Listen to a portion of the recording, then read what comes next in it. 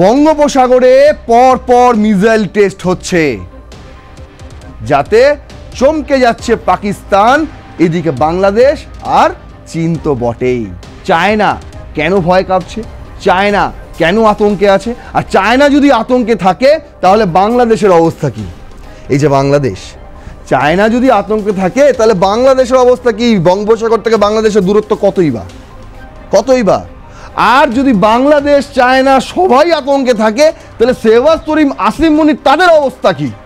আতঙ্ক গ্রাস করেছে চায়নাকে, তাই তারা কি করছে? as soon as India issued the notam, China began moving a familiar set to research vessels into the Indian Ocean. Bharat মহাসাগরের এদিক থেকে ওদিকে এবার ওদের যে জাহাজ চলে সেগুলোকে সরানো হচ্ছে।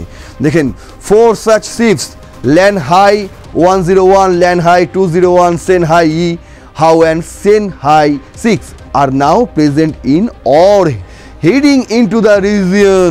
এবার বঙ্গোপসাগরে ওদের এই চারটি জাহাজ, এগুলোকে কি বলে? স্পাই জাহাজ বলা হয়, যেগুলো ওরা গোয়েন্দাগিরি করে এই সমস্ত জাহাজ দিয়ে। বুঝতে পেরেছেন? সেগুলো কি নাম? ল্যান্ডহাই 101, ল্যান্ডহাই 202, ল্যান্ডহাই ইওয়াও এবং সিয়ান 6। এই চারটি জাহাজ এবার তারা বঙ্গোপসাগরের দিকে ভেড়াচ্ছে, ওড়িশা উপকূলের দিকে নিয়ে আসছে।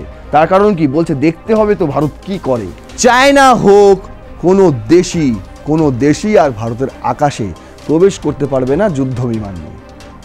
আর এখানেই পিলে চমকে যাচ্ছে চায়না আর পাকিস্তানে।